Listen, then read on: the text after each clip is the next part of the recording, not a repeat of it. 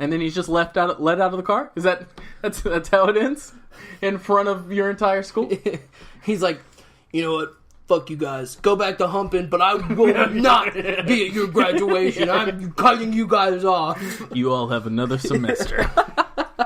Welcome to summer school, bitches. I didn't have a senior prank, so this is mine now.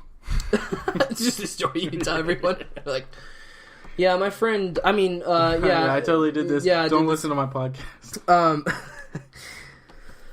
No, when I was a junior, see, they tried, like, our class tried to do a senior prank, and it wasn't that good.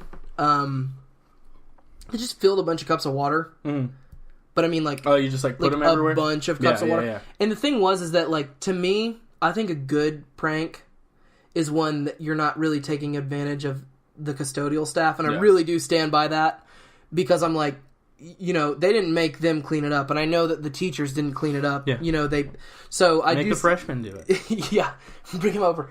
But so I didn't like our senior prank. I wasn't a part of it. I thought it was really stupid, and it was a huge time waster, and like, that sucks that somebody else has to clean up your mess. That's not even getting pranked. Yeah, you know what I mean. But whatever.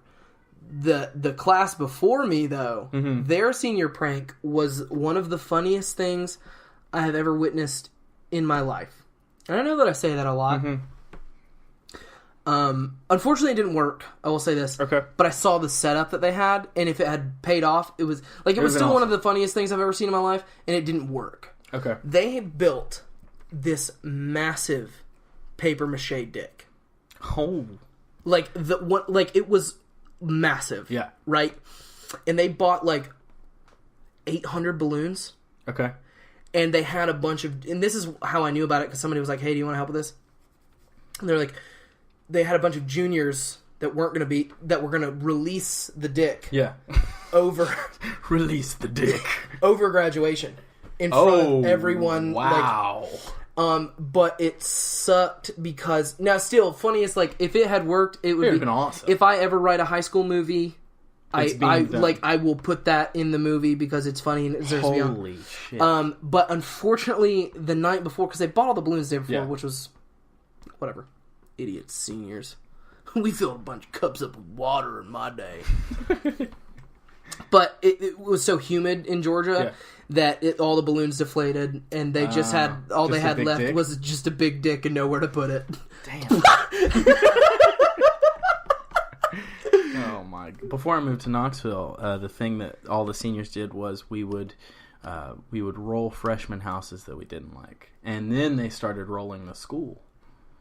Interesting. I heard of a prank recently, another senior prank back at my high school, where the seniors went and spent like $300. I mean, that's not a lot. Everyone gave like $1 or something. That was, but on chains and deadbolts. Oh no! And like. They locked the school up from top to bottom. That's one night. Sick. And so the next morning, people were trying to get in. And obviously, people aren't going to have chain cutter or whatever. Lock cutters. Lock cutters. Or bolt cutters. I don't know. Bolt cutters. But obviously, they're not going to have that. Yeah. So what do?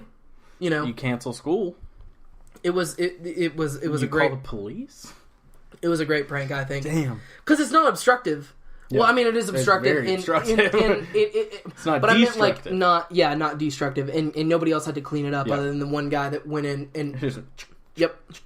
So anyways, I thought that was like super funny. Yeah. Honestly, happy April Fool's Day.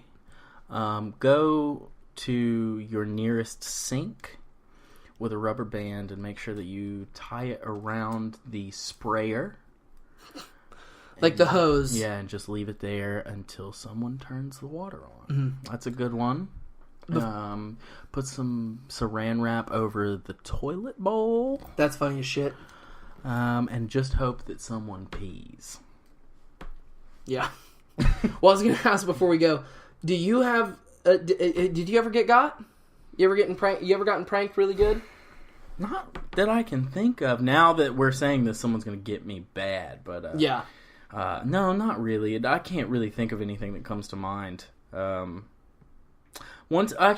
say this. One time when I was a kid, I was like early middle school, like maybe like 6th grade at the most. And I have 2 siblings that are younger, and we used to live out in the country, like in the middle of bumfuck nowhere. And one night, I love that town. It has a great Italian restaurant. It's got a great Walmart. Yeah. One night, my parents just disappeared for like 30 minutes. Me and my siblings were looking around the house and could not find them, and to the point where I was just sobbing, like I'm just crying in the living room, just in the floor, like I don't know what to do. I'm the big brother, like I have to get this together. And they just like walk around the corner and like, hey, got you, bitch. It was really traumatic. I think about that a lot. That's funny as shit. And they got me with this one's not very big. They got me with one of the like scary computer screen things that like a face pops up, and that has just ruined me since I was like very young. That's why you probably don't like horror movies. That's why I can't do jumps. Yeah. The meanest prank that ever got pulled on me, it's the same story that you just told. I was playing hide and go seek with a bunch of my friends, and because we used to hang out at the church, because we all were at the church I went to growing up. Yeah. I say the church like you all know what I was talking about. But, like, at my church growing up, like, I guess our parents were... I don't really remember why we were there, but we used to be there a lot. I know that my parents were there. It was some sort of, like, small group thing or something. Yeah. And we were like, let's play hide and go seek. And, like, we played around, and then it was my turn, and then everyone, like, went outside. And we were going to be playing in the certain area, and I looked for 45 minutes before I was like... No one's here. I was like, well... Everyone is great. You win! Like, congrats, you won the game. I'll count again. You're just going to hide in the same spots. But then I went outside and everybody was there just playing. And then they were like, fuck you, guy. I'm in 3rd grade, and you're in 2nd grade, and you're a fucking bitch. Honestly, you deserved it. I did. Well, definitely before we go, I just want to make sure that everyone knows we were joking earlier. There's not tension between Gabe and I. Parker was joking. Thanks for listening to this week's episode of The Sad Boys. This is the last episode.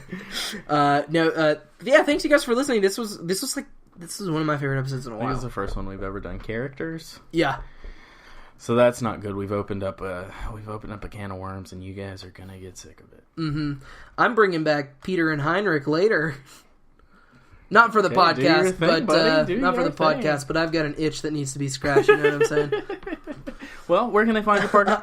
You can find me on Twitter and Instagram. Twitter. Oh my gosh, I think I just had a strong drink. You can find me on Twitter at ParkerBerry13 and Instagram at ParkerBerry1. And you can find us on Instagram at The Saddest Boys.